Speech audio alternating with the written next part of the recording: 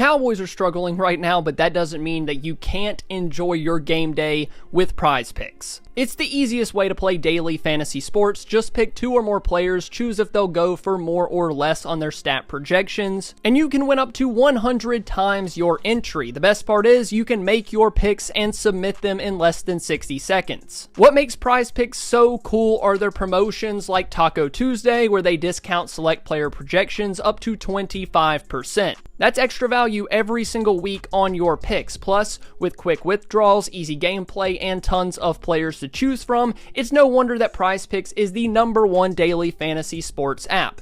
And getting started is a breeze. Just go to PrizePicks.com and use code DoubleMove to receive a guaranteed $50 when you play just $5 in lineups. Again, that is PrizePicks.com with promo code DoubleMove for your guaranteed $50. Click the link in the description, use my promo code, and start making your picks today. PrizePicks, daily fantasy made easy.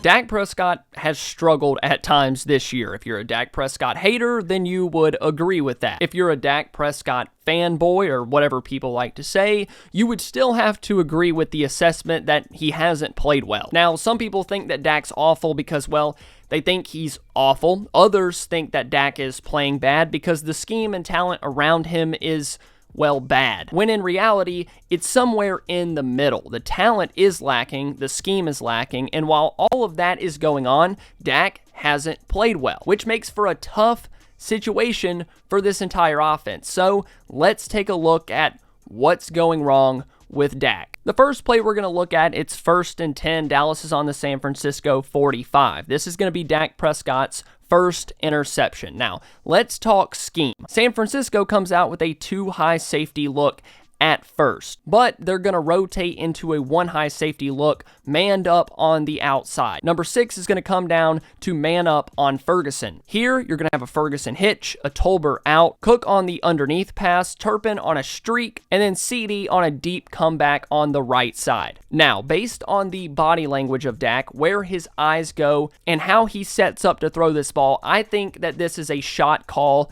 the entire way. I think the plan is to get this ball to Turpin or whoever is the outside receiver on a vertical route. If it's a deep shot, what schematic advantage do you have from having Turpin on a streak with a single high safety and no one in the middle of the field to occupy the safety's attention? Based on how they line up pre-snap and how the corners are playing man-to-man technique, turning and running with the receivers, it's man coverage all day. The linebackers are in a short zone, the safety is playing center field. Okay, so you should probably do something with that safety because he's already shaded that way. He has the depth. He's already suspecting this ball is going to the deep third of the field. So, what are these routes? Who are you challenging with this? CD and Turpin are the only guys past the sticks. And what are these 2 routes with Tolbert and Ferguson? With these route combinations and the plan of attack, it just doesn't trick anyone, especially that deep safety, because he doesn't have to think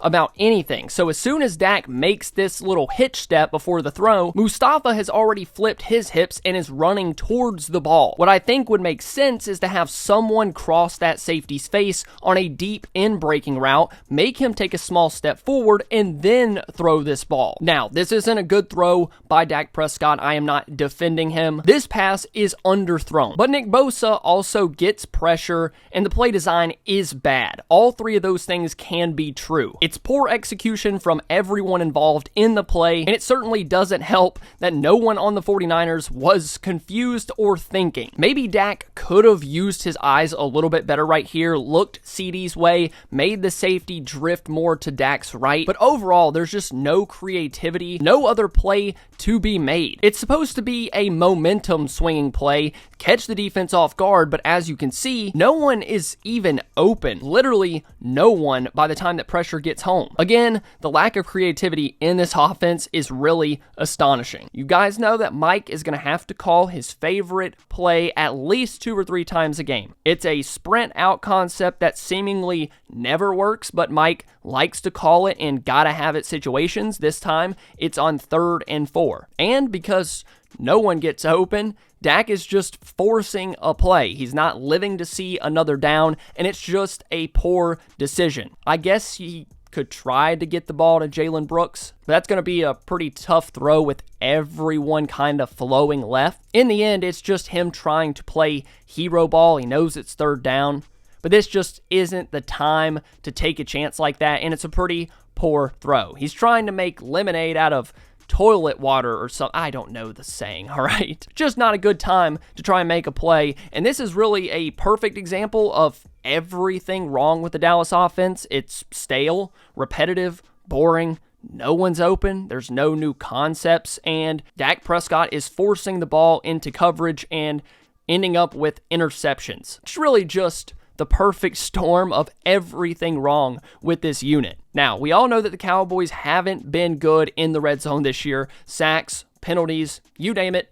it's killed them offensively. And it happened again in this game. I contemplated even putting this play in the video because it's just so unexplainable, and we all know it's a bad decision without having to look at the all-22 film. On the last drive of the game, gotta have it, Dak Prescott just never sees the two underneath defenders in zone. Lenoir pulls off Kevontae Turpin, Fred Warner kind of drops farther back in his zone, and Dak just never sees him.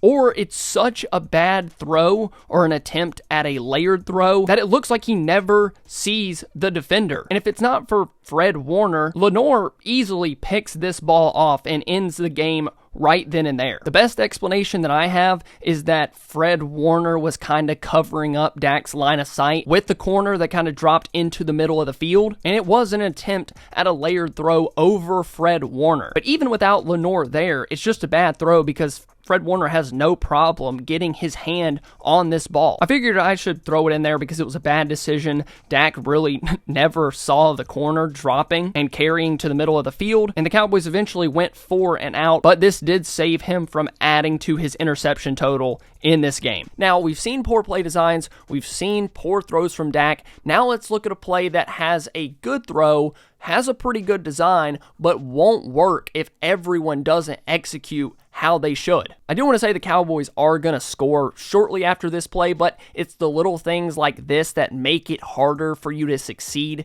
in the red zone. And for a team that has struggled down there, you need to get points when you can get them. Plays like this is where you can hit the easy button, make it easier for the quarterback, don't add plays to the drive, and create explosive plays. A little tight end screen gets blockers out in front of Ferguson. It sets up really nicely. You have the numbers to go hat on hat blocking down the field. And if you freeze the frame right here, it's a touchdown. BB is going to blow up the safety. There's a huge lane to run, but Zach Martin gets sidestepped so fast, the defender gets a hand on Ferguson just enough for the rest of the defense to get in there and force a stop. Now, I did mention the Cowboys scored just a bit later, but really, it's plays like this when things go nearly perfect, everything's set up, and still, it just doesn't work. You're adding plays to the drive, you're adding plays down in the red zone where you haven't been good this year. And I'm happy that they scored, but again, it would have been nice to score on that play. Now let's look at another play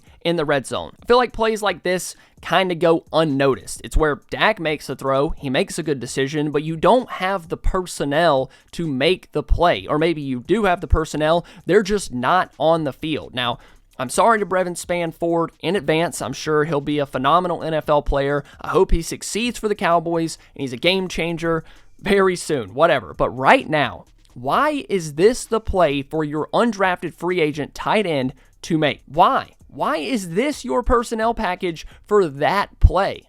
I get it. You don't really have the horses, and that's not on Dak. But man, relying on an undrafted rookie free agent to make this kind of play is a little absurd, if you ask me. Once again, though, it's actually a good throw. It gives the receiver a chance to catch the ball. And it also increases the chances there's a defensive pass interference call too, because the defender is running chest to chest with Spanford, and he has his back turned to the ball. But Spanford can't come down with it. The defender makes a good play, and that's a 4-point swing, and the Cowboys settle for a field goal. Now, I could go through this entire game, show you boring, bland schemes. I could show you other poor Dak Prescott throws. This offense is the same that it was before the bye week. Nothing has really changed. Dallas still can't run the ball. They just cannot create explosive plays. Whether it's just a lack of creative scheme, lack of overall difference makers catching the ball, they just can't